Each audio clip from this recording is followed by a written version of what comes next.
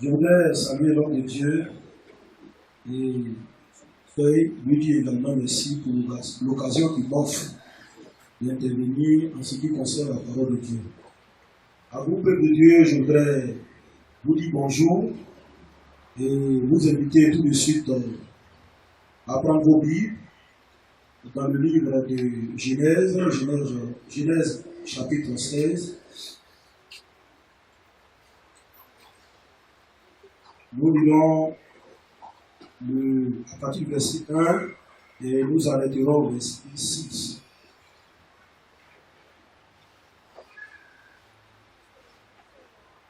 Genèse chapitre 16, verset 1 à 6.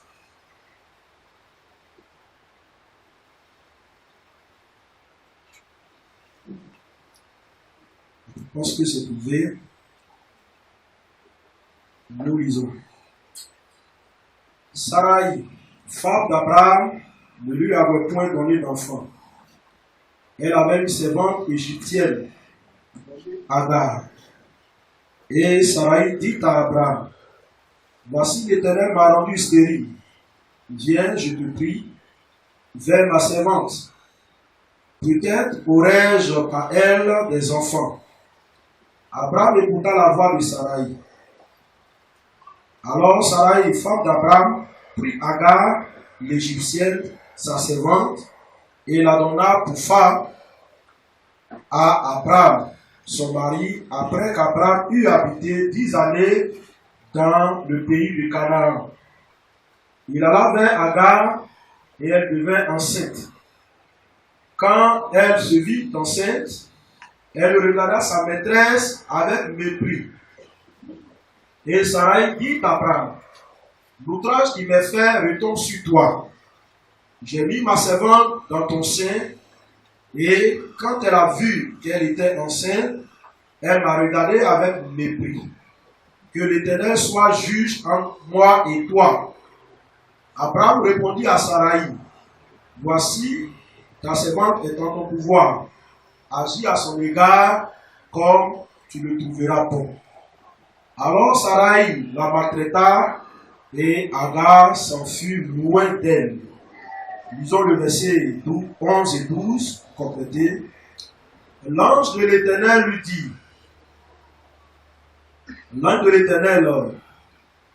lui dit, lui dit, voici, tu es enceinte, et tu enfanteras un fils à qui tu donneras le nom d'Ismaël, car l'Éternel t'a entendu dans ton affliction.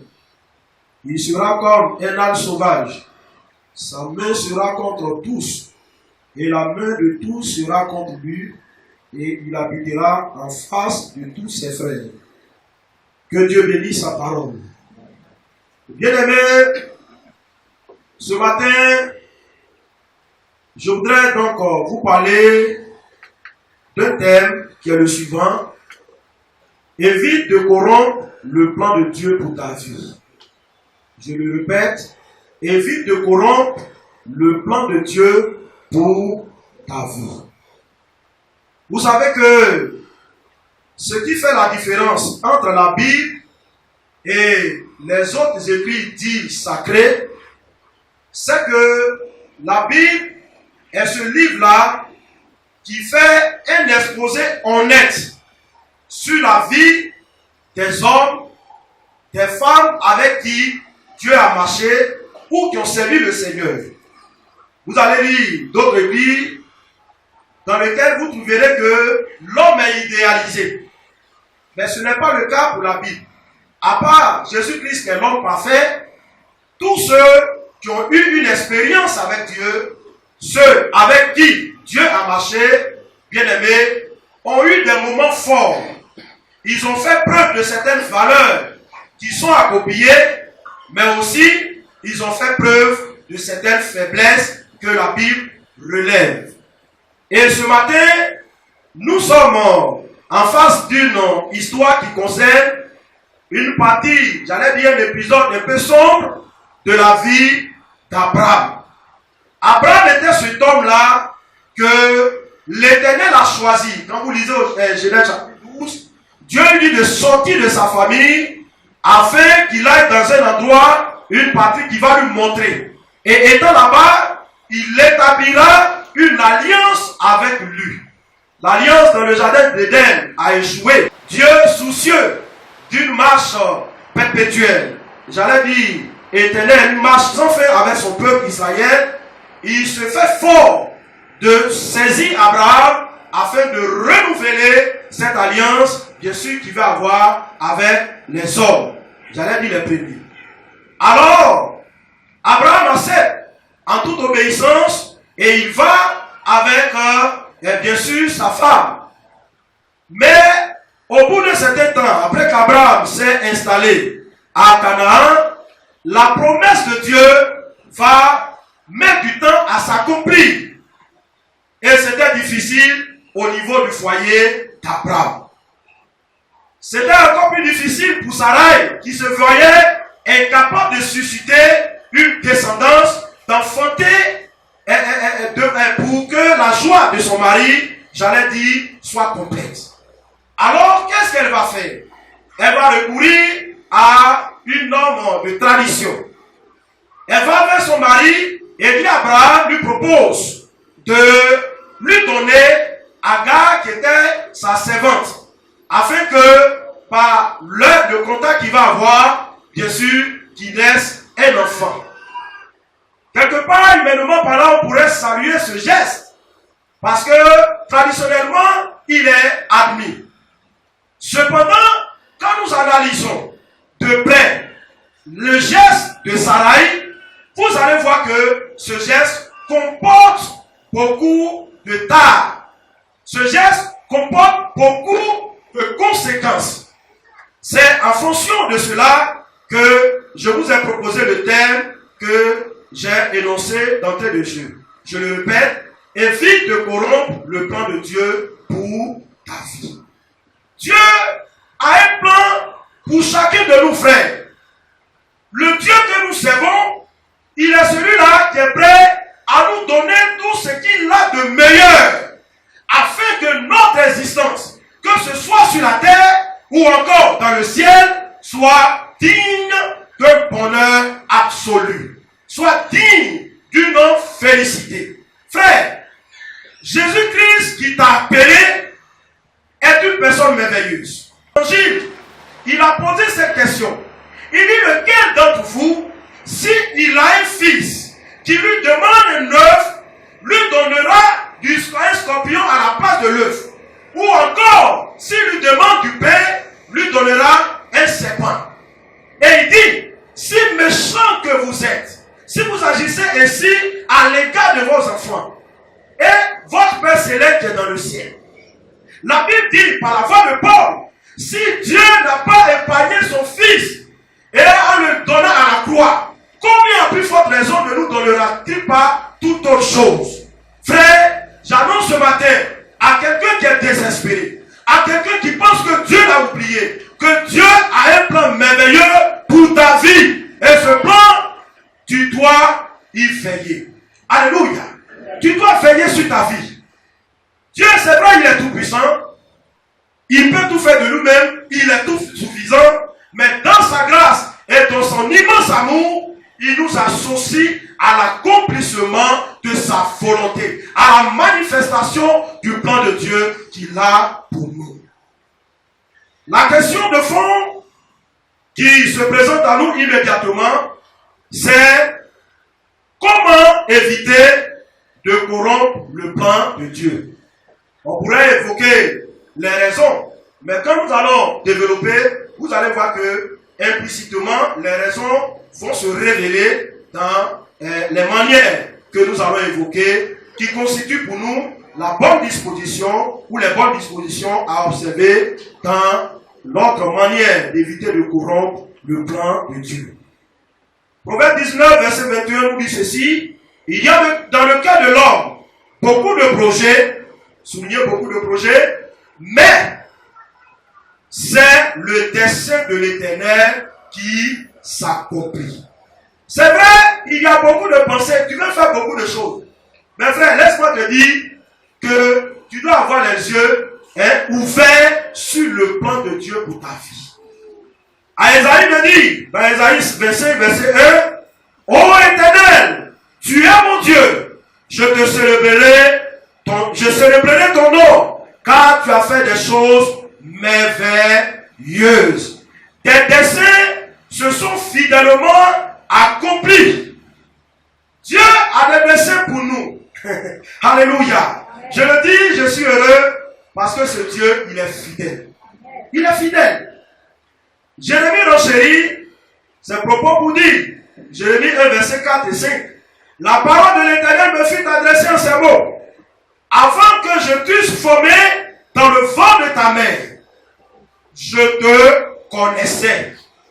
Et avant que tu fusses sorti de son sein, je t'avais consacré et je t'avais établi prophète des nations. Tu n'es pas venu au monde au hasard. Tu es venu au monde répondre à un but. Tu vois combien de difficultés que tu as traversées. Mais malgré les difficultés, malgré les embûches, malgré les épreuves, tu es encore en vie. Tu arrives à avancer. Frère, ce n'est pas le fruit des hasards, mais cela répond à la raison que Dieu, en te faisant venir dans ce monde, a dressé un plan merveilleux pour ta vie. Ce Dieu-là, il n'est pas d'accord que tu passes tout le temps à souffrir. Il n'est pas d'accord que tu passes tout le temps à pleurer. La Bible dit qu'il y a un temps pour toutes choses sur le ciel. Un temps pour pleurer, certes, mais aussi un temps pour rire. Un temps pour se lamenter. Mais bien sûr, un temps pour se réjouir. Un temps de désespoir, mais un temps d'espoir. Un temps de paix. Un temps d'épanouissement. Le Dieu que tu sais a un plan merveilleux pour ta vie. Et ce plan, tu dois le préserver. Alléluia. Fondamental, comment éviter de corrompre le plan de Dieu? J'aimerais relever, en maintenant dans le contexte, je vais dire le contexte de notre texte lu, 5 raisons, pour ne pas dire 5 manières dont il faut se prendre pour éviter de corrompre le plan de Dieu. La première disposition, il faut connaître ce plan. Alléluia. Il faut connaître ce plan. Frère, ne marchons pas avec Dieu dans le vide. Ou bien ne naviguons pas à vue. Non. Quand tu marches avec Dieu, là, Dieu est une personne. Une personne qui parle, à qui on peut parler et qui nous répond. Le Saint-Esprit qui nous a été donné là, il est l'esprit de révélation. Paul dit que ce n'est pas par hasard que nous marchons, je paraphrase, mais le chrétien doit marcher par révélation. Si tu ne connais pas le plan que Dieu a pour ta vie, il te serait difficile, voire impossible même, de le préserver, d'éviter de le corrompre. Mais quand tu sais qui tu es, et ce que Dieu attend de toi, frère, tu marches en homme averti. Est-ce qu'on est ensemble?